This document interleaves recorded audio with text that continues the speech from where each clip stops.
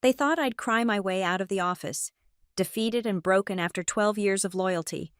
They didn't know that with a single stroke of their pen, they'd just armed a weapon I'd built myself, a $250,000 bullet aimed straight at their budget's heart. I didn't need to lift a finger. The system I'd created would do the shooting for me, and all I had to do was walk away and let the automated invoice tear through their corporate armor like it was made of paper. My name is Rachel Turner, and at 35, I'd given 12 years of my life to Meridian Solutions. 12 years of red-eye flights in economy seats while executives flew business class. 12 years of Excel sheets burning into my retinas at 2:30 in the morning. 12 years of being the one they called when contracts went sideways and deals needed saving. The conference room felt smaller than usual that Tuesday morning at 9:45. Just 3 of us, Mason Hall, our new CFO who'd been with the company all of 8 months, and Diane from HR, who couldn't meet my eyes. The mahogany table between us might as well have been an executioner's block. "Rachel," Mason began, his voice carrying that practiced corporate neutrality that meant something terrible was coming. He didn't even pretend to shuffle papers or check his phone, just stared at me with those cold gray eyes that had never bothered to learn what I actually did for this company. "We're restructuring. Your position is being eliminated, effective immediately." The words hung in the air like smoke from a fired gun. No preamble, no appreciation for over a decade of service, no acknowledgement of the 3 major contracts I'd saved just last quarter, or the vendor relationships I'd built from nothing, or the compliance nightmare I'd untangled that would have cost us millions. I sat perfectly still, my hands folded on the table, feeling my pulse steady and slow, not racing, slowing, like my body was preparing for something. Diane slid a folder across the table, the termination letter, no doubt, with all the legal language designed to protect them, not me. "You'll receive 2 weeks severance," Mason continued, as if he was doing me a favor. 2 weeks, after 12 years. "We'll need your laptop, badge, and company phone before you leave the building. Security will escort you to your desk to collect your personal items." Security? Like I was some kind of threat, like I might steal the staplers or download client files. After 12 years of protecting this company's interests like they were my own. "Is there a reason?" I asked, my voice surprisingly steady. "A real reason, not corporate speak." Mason's jaw tightened slightly, the first genuine emotion I'd seen from him. "As I said, restructuring. The decision has been made." The decision has been made. Passive voice, the coward's grammar. Nobody making the decision, just the decision somehow making itself. Mason's hands clean of my professional blood. "I see." I opened the folder, scanning the termination letter. There it was, buried in the 3rd paragraph.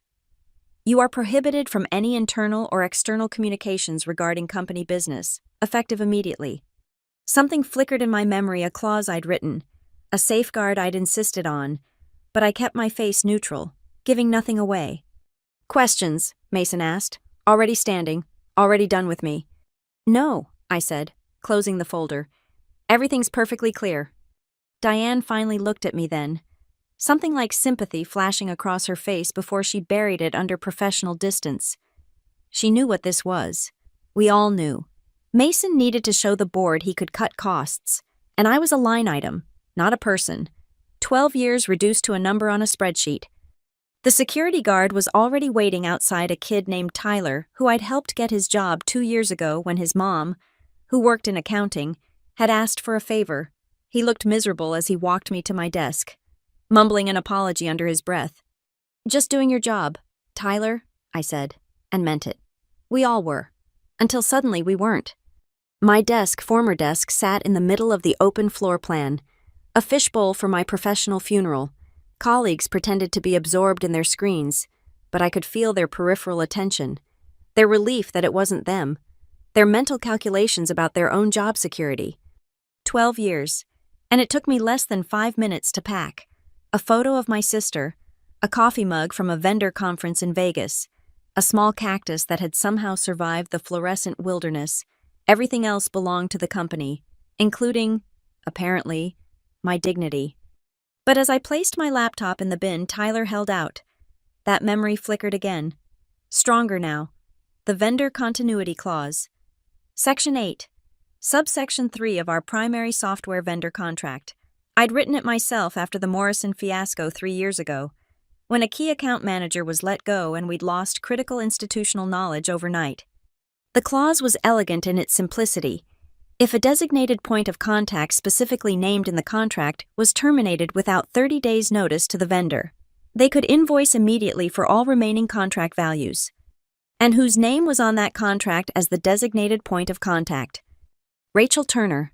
The hallway stretched before me like a gauntlet, 40 feet of industrial carpet and whispered conversations that died as I passed. My nameplate had already been removed from my office door. No, former office door. Facilities worked fast when management wanted someone erased. The rectangular patch of unfaded paint where my name had been looked like a scar on the wall. Tyler walked beside me, carrying the bin with my belongings, his discomfort radiating off him in waves. We passed the break room where I'd spent countless lunch hours mentoring junior staff, the conference room where I'd fought for budget allocations, the printer alcove where office gossip went to breed. Every familiar landmark now felt like it belonged to someone else's life. At the elevator bank, I saw Janet from Accounts Payable approaching, probably heading to the 10th floor. She saw me, saw Tyler, saw the bin, and immediately reversed direction. We'd had lunch together every Thursday for 3 years. Today was Thursday. "Ms. Turner," Tyler said quietly as we waited for the elevator. "I'm really sorry about this." "It's Rachel," I corrected gently, "and you have nothing to apologize for." The elevator arrived, mercifully empty, as the doors closed, cutting me off from the only professional home I'd known for over a decade. That clause blazed in my mind with perfect clarity. I could see the exact wording. Remember the precise meeting where I'd insisted on it. Recall Mason himself signing the contract renewal just 6 months ago. He hadn't read it. Of course, CFOs never read the operational details. They looked at the bottom line, signed where legal told them to sign, and trusted that people like me had handled the rest. People like me, the ones who knew where all the bodies were buried, who understood the intricate web of dependencies that kept the company running.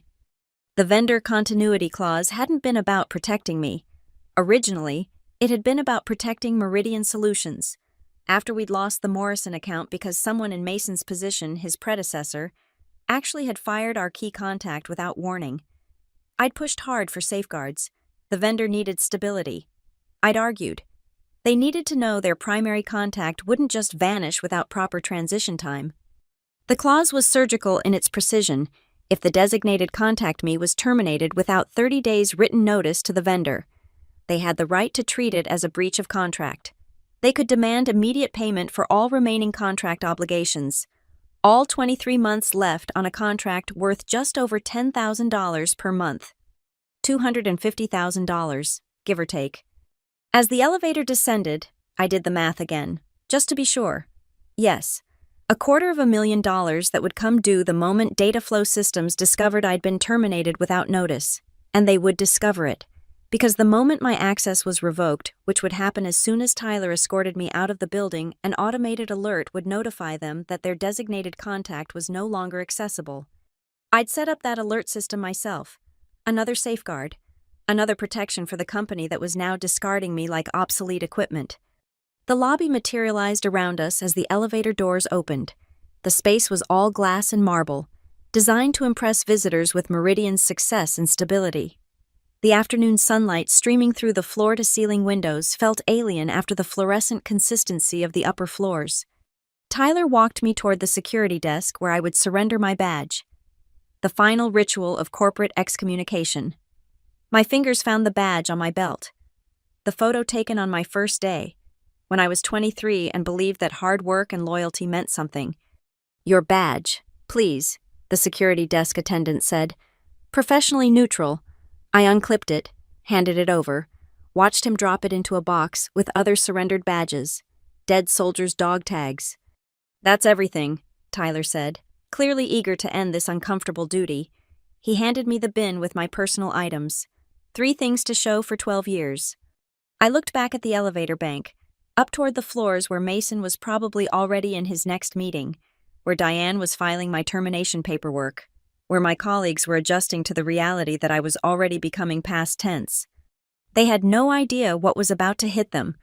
The moment my system access was revoked, which would be any minute now, Dataflow's automated systems would detect the breach. Their legal department would generate the invoice. It would go directly to accounts payable, CC'd to the CFO, the CEO, and legal. Mason's signature was on that contract. His authorization was on the renewal. His decision to terminate me immediately, without notice, would trigger a $250,000 penalty that he himself had agreed to. The beautiful part, I didn't have to do anything. No angry emails, no legal threats, no burning bridges. The system would do it all for me, following the exact procedures I'd put in place to protect the company. "Thank you, Tyler," I said, shifting the bin to one arm so I could shake his hand. "Take care of yourself." I walked through the revolving door, leaving Meridian Solutions behind. The city noise rushed in traffic, construction, life continuing indifferently. My phone would be disconnected by now. My email already bouncing back messages. Rachel Turner was being deleted from Meridian's servers, scrubbed from their systems. But in Dataflow's systems, I was still very much alive. Still the designated contact whose sudden disappearance would cost Meridian exactly what they thought I was worth, nothing multiplied by the legal power of their own signature. The October air hit my face like a wake-up call as I stepped onto the sidewalk. Around me, the city churned with its usual indifference, suited professionals rushing to lunch meetings, tourists consulting their phones, delivery trucks blocking traffic. None of them knew that a corporate bomb had just been armed, its timer already counting down. I stood there for a moment, holding my pathetic box of belongings, feeling the weight of what I wasn't doing. Every instinct screamed at me to warn someone, to send just one text to Sarah in accounting, or maybe Brian in legal. They'd been good to me. They didn't deserve what was coming. But Mason's words echoed in my mind, printed clearly in that termination letter. "You are prohibited from any internal or external communications regarding company business, effective immediately." Fine. I would follow his instructions to the letter. The walk to the parking garage took 7 minutes. I counted them, aware that each passing second brought the automated system closer to discovering my absence. When Dataflow's servers performed their next sync every 15 minutes, if I remembered correctly, they would find that Rachel Turner, designated contact, no longer had active credentials in Meridian's system. The parking garage elevator was empty, fluorescent lights flickering as it climbed to the 3rd level. My car sat exactly where I'd left it at 7:45 this morning, back when I was still an employee, still had a purpose, still believed that my 12 years meant something. I placed the box in the passenger seat. The cactus shifting slightly, somehow still alive despite months of neglect, and sat behind the wheel. The engine turned over immediately, reliable as always, unlike employers. As I navigated the spiral ramp down, I thought about the elegance of what was about to unfold. The vendor continuity clause wasn't hidden in fine print or buried in legal jargon. It was right there in Section 8, clearly marked, boldly stated. I'd even highlighted it in the executive summary when I'd presented the renewal to Mason 6 months ago. "This protects our operational continuity," I'd explained, standing in the same conference room where he'd just ended my career. "If key personnel changes happen, we need proper transition time to maintain vendor relationships." He'd nodded, barely looking up from his phone. "Whatever you think is best. Rachel, you're the expert." The expert. Funny how expertise became expendable when someone needed to make their numbers look better for the board. I pulled out of the garage into afternoon traffic, muscle memory guiding me toward home while my mind stayed fixed on the corporate machinery grinding into motion behind me. By now, it would have disabled my accounts. My email would be bouncing messages. My keycard would be deactivated. Rachel Turner would be systematically erased from Meridian's digital ecosystem. And that erasure would be Dataflow's trigger. The system I'd designed was beautiful in its simplicity. No human intervention required. The moment my credentials failed to authenticate, Dataflow's compliance system would flag a potential breach of contract. Their automated legal review would check the terms, find the vendor continuity clause, verify that no 30-day notice had been filed, and generate an invoice for the full remaining contract value, $250,000. The invoice would hit Meridian's accounts payable system within the hour. It would be flagged as priority because of the amount. It would require CFO approval, because it exceeded the automatic payment threshold. Mason would see it by 3 o'clock, maybe 3:30 if he was still in meetings. I stopped at a red light, watching office workers cross the street, probably heading back from lunch. Some of them might even be Meridian employees. They had no idea their company was about to take a $250,000 hit because their CFO couldn't be bothered to give proper notice to a 12-year veteran. The light turned green. I drove on, taking the familiar route home, every mile putting more distance between me and the explosion that was about to rock Meridian's financial department.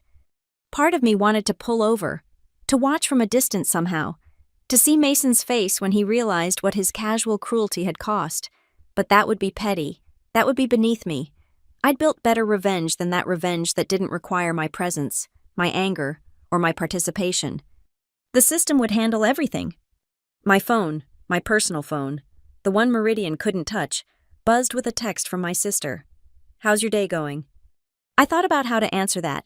In about 40 minutes, my former employer would discover that firing me had just cost them more than my annual salary. The CFO who dismissed me without a second thought would have to explain to the board why his decision had triggered a completely avoidable financial penalty. The company that had deemed me expendable would learn exactly how much my expertise had been worth.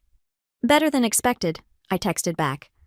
The best part was, I hadn't violated a single term of my termination agreement. I hadn't contacted anyone internally or externally about company business. I hadn't accessed any systems or shared any information. I'd simply walked out the door, exactly as instructed, and let the carefully constructed legal framework do its work. Mason had handed me the gun when he renewed that contract. He'd loaded it when he signed my termination letter, and he'd pulled the trigger himself when he added that clause about no communications. All I'd done was step out of the way and let the bullet find its target. At 3:17 p. the email landed in Meridian's accounts payable inbox like a precision-guided missile. I wasn't there to see it. Of course, I was sitting in my kitchen, drinking coffee from the mug I'd rescued from my desk, watching my neighbor's cat stalk a bird through the window. But I knew the corporate machinery well enough to picture every detail of what was unfolding 15 miles away in that glass tower. The invoice would have been automatically generated by Dataflow's system at 3:05, right after their quarter-hour sync discovered my credentials were invalid. Subject line: urgent contract termination penalty, immediate payment required, amount due $253,147. The extra $3,000 and change was the current month's prorated service fee, calculated down to the day. Sarah in accounts payable would have seen it first. She'd have blinked at the amount, checked it twice, maybe 3 times. Then she'd have pulled up the contract, searching for some mistake, some error that would make this go away. But there wouldn't be one. The documentation would be perfect, because I'd made sure it was perfect when I'd set it up. By 3:25, Sarah would have escalated to her manager. Tom would have spent 10 minutes trying to understand what had happened, another 5 realizing the implications, and then, with the kind of dread reserved for bearers of spectacularly bad news, he would have called the CFO's office.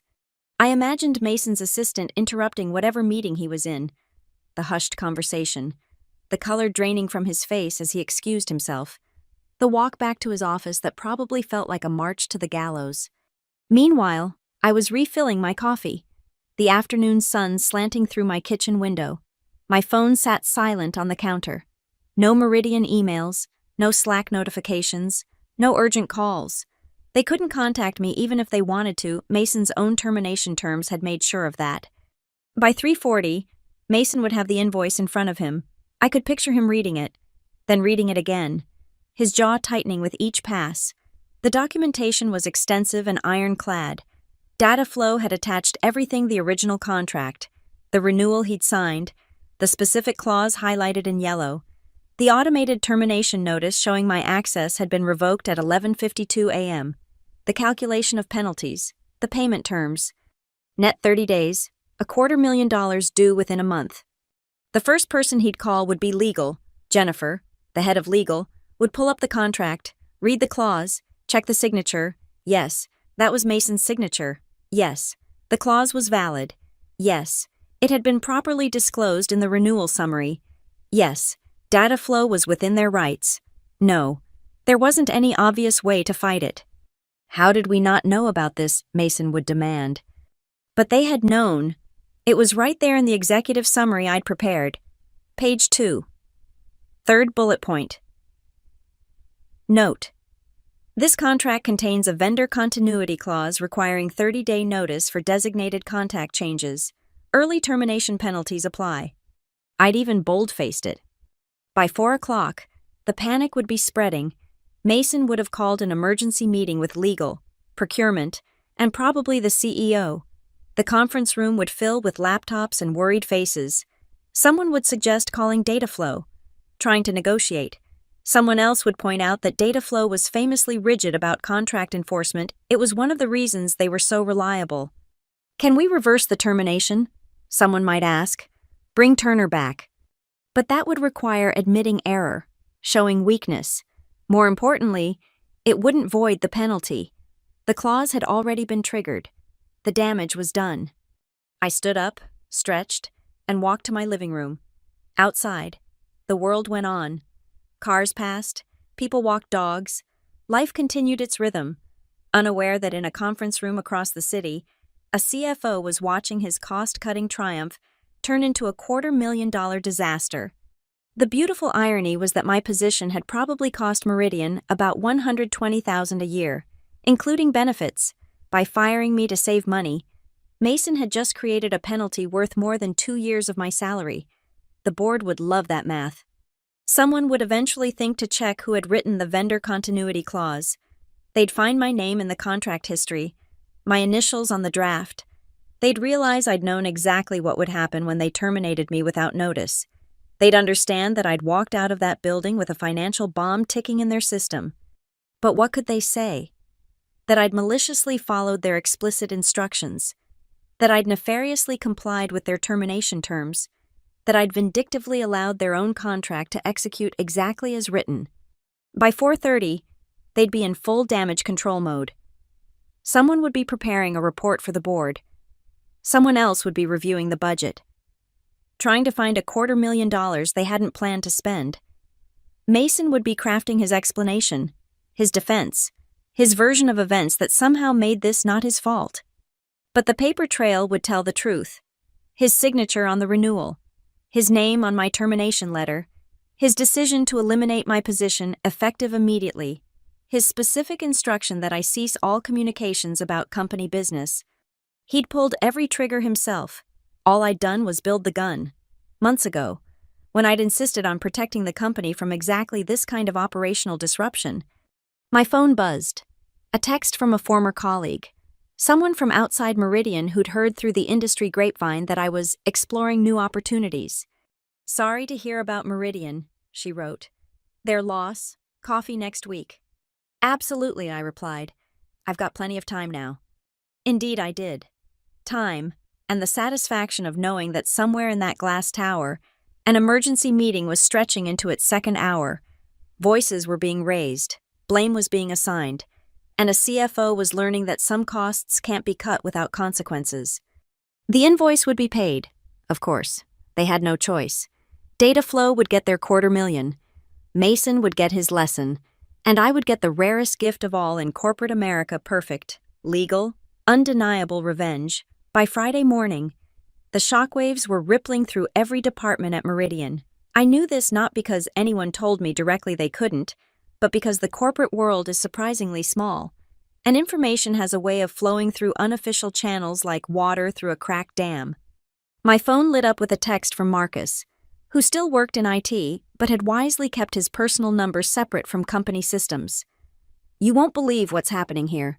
Can't give details, but chaos, absolute chaos. I didn't respond. Even acknowledging his message might be seen as violating my termination agreement, but I didn't need details to know what was unfolding. The $250,000 invoice would have dominated Thursday's emergency meetings, but by Friday, the secondary effects would be kicking in.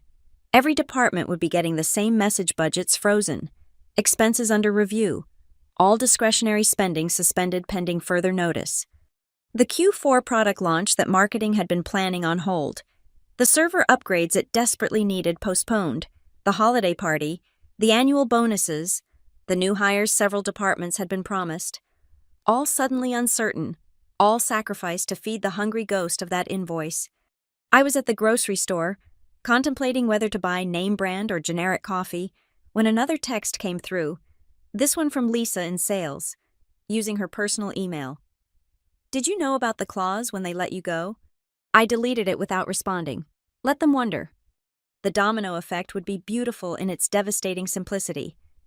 Projects that depended on data flow software, and there were at least 6 major ones, would continue, but under a cloud of resentment. Every delayed feature, every postponed upgrade, every denied expense report would carry a silent subtitle because Mason fired Rachel without notice. By noon, the news would have reached every corner of the office. Not officially.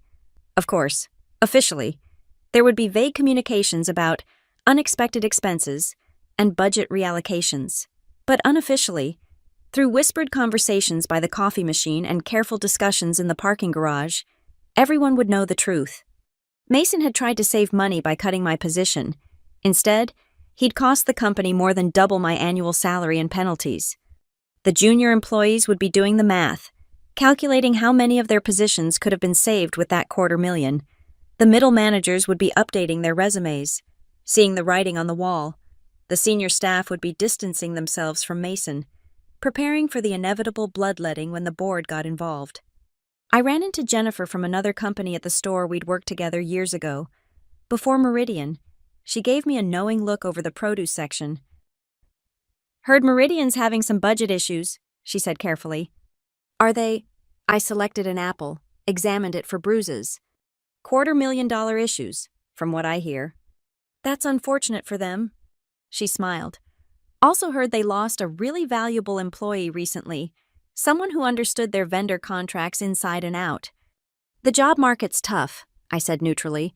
"Companies should be careful about who they let go." Indeed they should. By Monday, the full scope would be clear. The invoice couldn't be hidden in the quarterly reports. It was too large, too unexpected. It would show up as an extraordinary expense, requiring explanation. Mason would have to stand in front of the board and explain how his cost-cutting measure had turned into a financial disaster. But worse than the money would be the operational chaos. I'd been the institutional memory for dozens of vendor relationships. Without me, and without the budget to hire a replacement, that $250,000 had to come from somewhere. Those relationships would start to fray.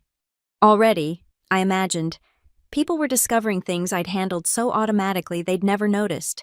The data flow system needed daily monitoring to prevent slowdowns. The backup vendor required weekly confirmation or they'd deprioritize Meridian's data. 3 different contracts were up for renewal in the next 60 days, and nobody else knew the negotiation history. My phone buzzed again. A LinkedIn notification. 7 people from Meridian had viewed my profile since yesterday. They were probably trying to figure out if I'd planned this, if I'd known what would happen. The beauty was, it didn't matter.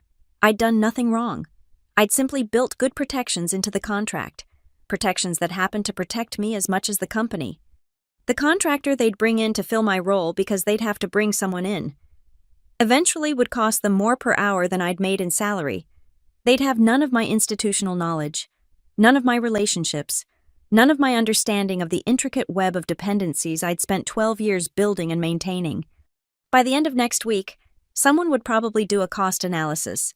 My salary plus benefits, roughly $120,000 per year. The cost of firing me without notice, $250,000 in penalties, plus contractor fees, plus lost productivity, plus damaged vendor relationships, plus the invisible cost of employee morale when everyone realized that 12 years of loyalty meant nothing. The math would be devastating. The lesson would be clear, but it would be too late.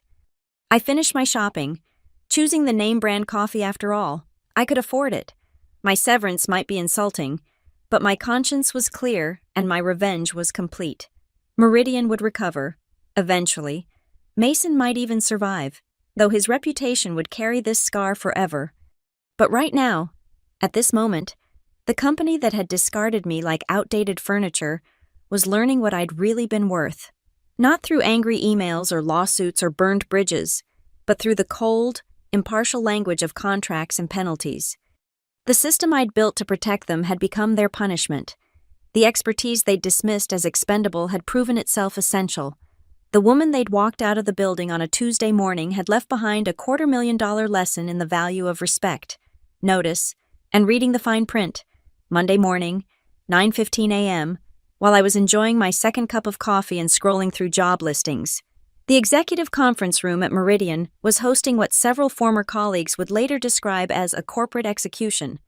The full board had been summoned for an emergency session, not a video call, not a regular quarterly review and in-person, all-hands-on-deck interrogation that had required 3 board members to fly in over the weekend.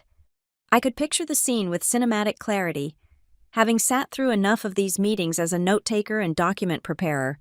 The long mahogany table, the walls of glass overlooking the city, the careful positioning of chairs to establish hierarchy, CEO David Crawford at the head, the board members arranged like a tribunal, and Mason Hall in what everyone called the hot seat, directly opposite Crawford. No allies within easy eye contact. The printed evidence would be spread across the table like crime scene photos. The contract, the renewal signature page, the termination letter, the invoice, the email trail showing the automatic trigger, the budget impact analysis that someone had undoubtedly spent the entire weekend preparing. "Explain to us," Crawford would begin, his voice carrying that dangerous quiet that preceded corporate executions, how a simple headcount reduction turned into a $250,000 penalty.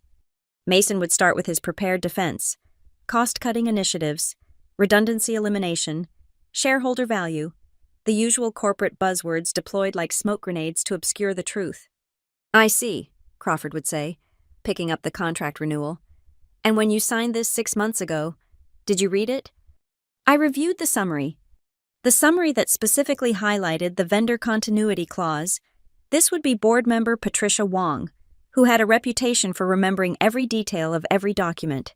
"It's right here, bolded in the executive overview." Mason would shift in his seat. "The clause was meant to protect us. The clause was meant to ensure operational continuity," Crawford would interrupt, "which it did, by penalizing us for exactly the kind of reckless termination you executed." Someone, probably General Counsel Jennifer Martinez, would pull up the next document. "Mr. Hall, can you explain why you included this specific language in the termination letter, prohibited from any internal or external communications, effective immediately?" "That's standard language." "It's not, actually." Jennifer would slide another paper across the table. "Our standard termination includes a transition period for knowledge transfer. You specifically modified this to immediate termination with no communications." The room would go silent. They'd all be doing the same calculation. Mason had personally signed the contract with the penalty clause, personally modified the termination to trigger that clause, and personally created a situation where no one could even attempt to mitigate the damage. "Did you consult with legal before the termination?" Patricia would ask. It was a straightforward redundancy. "That's a no," Crawford would note. "Did you consult with procurement about vendor contracts?"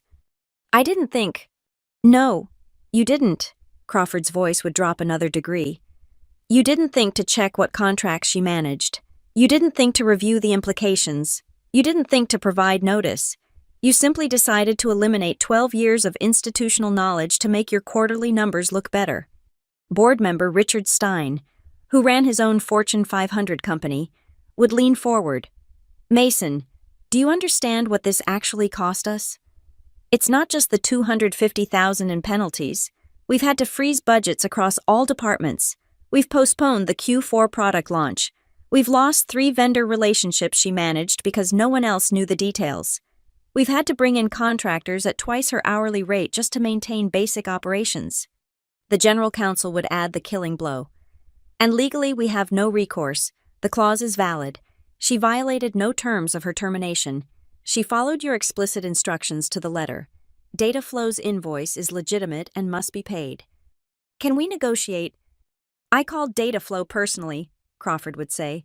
"They were very clear. The contract terms are non-negotiable. They also mentioned that Ms. Turner was the best vendor contact they'd worked with, and they're disappointed to lose her. They've already assigned us to their high-risk client category, which means our next renewal will include a 15% increase. Another invisible cost adding to the tally. My 12 years of relationship building, destroyed in a Tuesday morning meeting." Furthermore, Patricia would continue, reading from her tablet, HR has reported 7 resignation letters since Thursday, all high performers who've explicitly cited loss of faith in leadership as their reason for leaving. The bloodbath would continue for another 40 minutes. Every decision Mason had made would be dissected, every cost cataloged, every consequence examined. By the end, the real number would be clear, not just $250,000 in penalties, but possibly over $1 million in total damages when you factored in lost productivity, replacement costs, damaged relationships, and decreased morale. Your recommendation, Crawford would finally ask the board. The vote would be unanimous, though they'd phrase it politely. Mason would be allowed to pursue other opportunities, or spend more time with family, or whatever fiction let him save a sliver of dignity. But everyone would know the truth: he'd been fired for firing me. The irony would be lost on no one. In trying to eliminate one salary to improve his standing, he'd eliminated his own career at Meridian. The hunter becoming the hunted, the executioner facing his own corporate gallows. By 10:30 a.m., while the board was still determining Mason's fate, I was updating my LinkedIn profile, adding contract negotiation specialist to my skills. My phone had 3 messages from recruiters who'd heard about my availability and wanted to discuss exciting opportunities. The market value for someone with my expertise, someone who could build bulletproof vendor contracts and manage complex corporate relationships, was about 30% higher than what Meridian had been paying me. Mason had actually done me a favor, though I doubt he'd appreciate the irony. The real beauty of the situation was its completeness. Mason hadn't just lost his job, he'd lost it in a way that would follow him. Every future employer would ask about his time at Meridian, and the story would come out. The CFO who cost his company $1 million by firing the wrong person without reading the contract he'd signed. It was, as they say in the corporate world, a career-limiting move. The death blow came at 11:47 a.m., delivered with surgical precision in the same conference room where Mason had ended my career just 6 days earlier. Crawford had called him back after a brief recess, during which the board had finalized their decision. Mason entered alone, no HR, no allies, no protective buffer of corporate protocol, just him and the consequences of his actions. I wasn't there, of course, but corporate drama has a way of leaking through the walls. By that evening, 3 different sources had painted the same picture, each adding details that formed a complete mosaic of Mason's professional destruction. Crawford didn't waste time with preamble. He simply placed a single sheet of paper on the table, Mason's own termination letter, drafted with the same cold efficiency he'd shown me. "Effective immediately," Crawford said, using Mason's own words against him. Mason's hands trembled as he picked up the letter. The severance terms were there in black and white: 2 weeks, the same insulting pittance he'd offered me after 12 years. The board had decided on poetic justice. This can't be legal," Mason stammered. "I have a contract. I have protections." "You do," Crawford agreed, "which is why we're offering you a choice.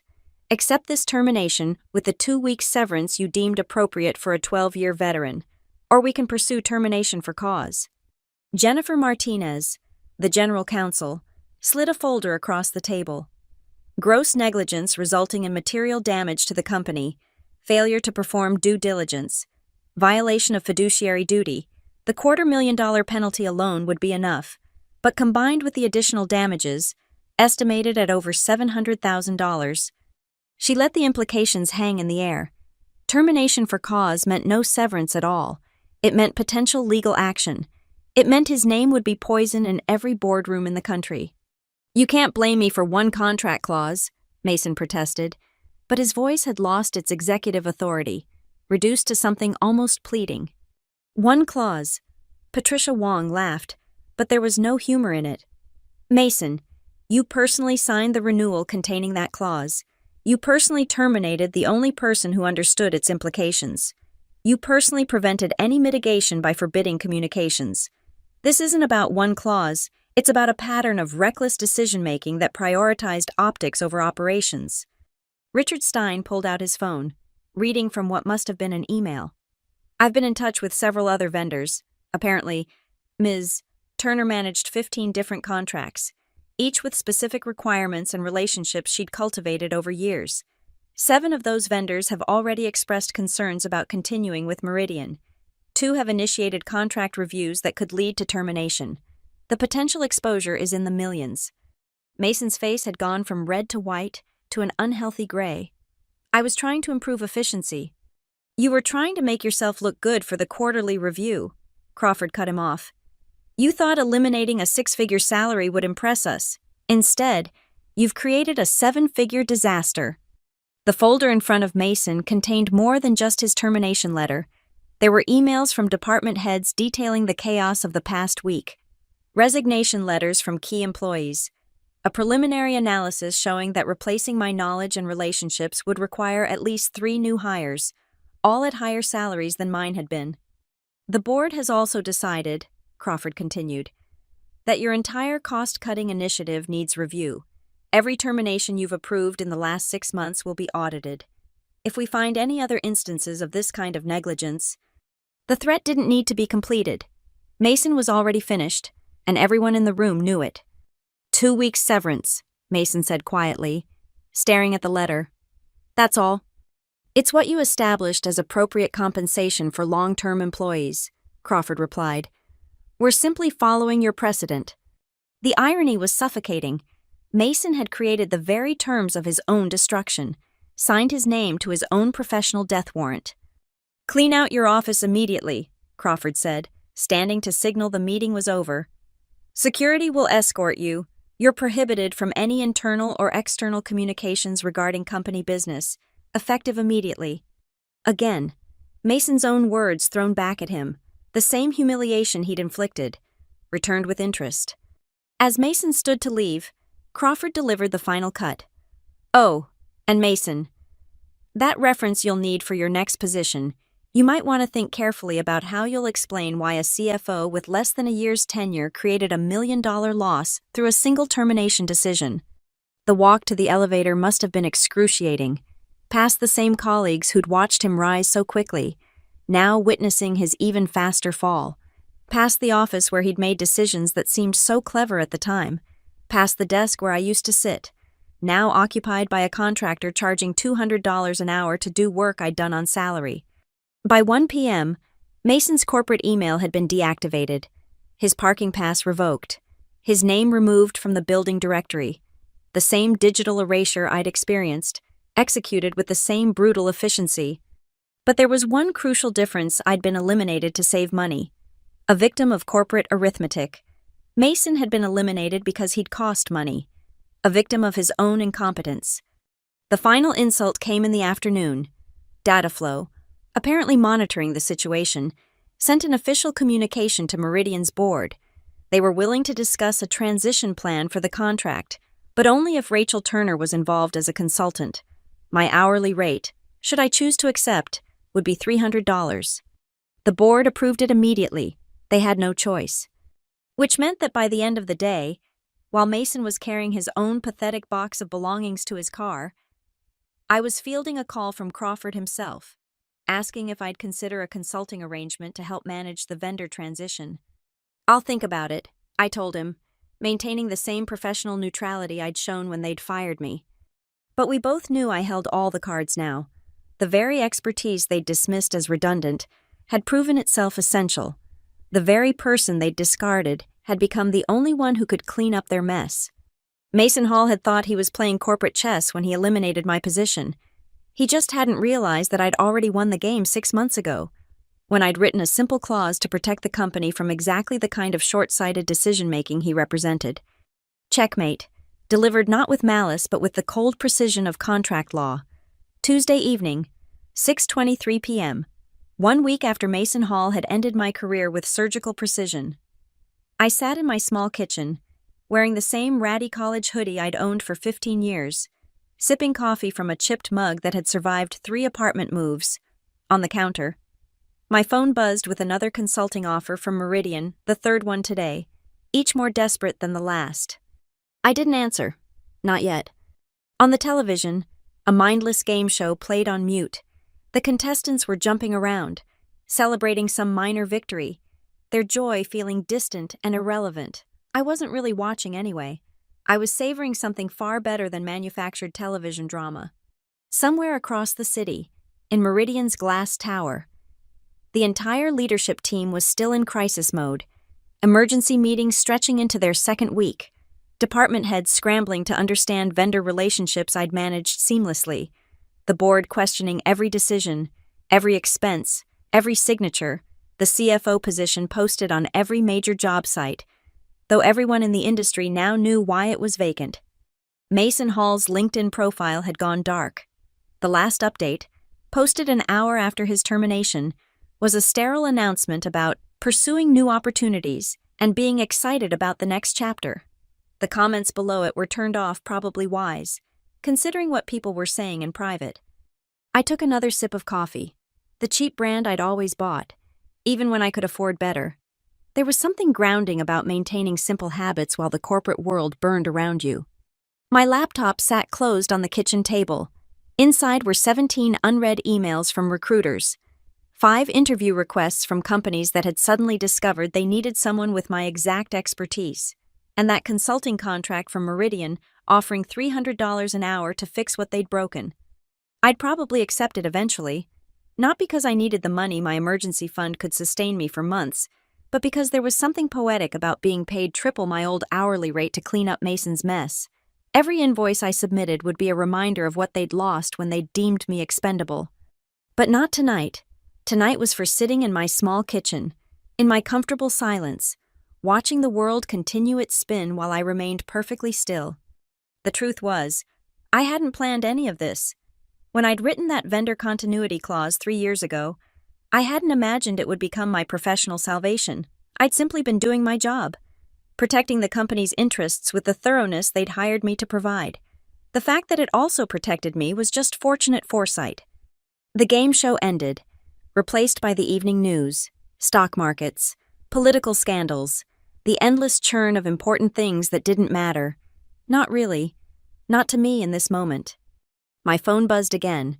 This time it was a text from Sarah in accounts payable, sent from her personal number. The invoice cleared today. Full payment, $253,847. Thought you should know. I deleted the message without responding, but I allowed myself a small smile. $250,000, transferred from Meridian's accounts to data flows, all because Mason Hall couldn't be bothered to read what he was signing or respect what he was destroying. There was no victory dance, no champagne, no dramatic celebration. That would have suggested this outcome required effort, emotion, energy, but it hadn't. It had required nothing from me except walking away and letting the machinery of corporate bureaucracy do what it did best: follow the rules, execute the contracts, process the paperwork. I stood up, stretched, and walked to the window. The city lights were beginning to twinkle as Tuesday turned toward Wednesday.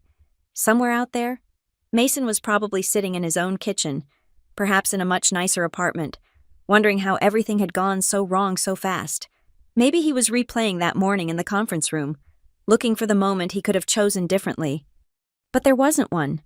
From the moment he'd decided to cut my position without understanding what I actually did, the outcome had been inevitable.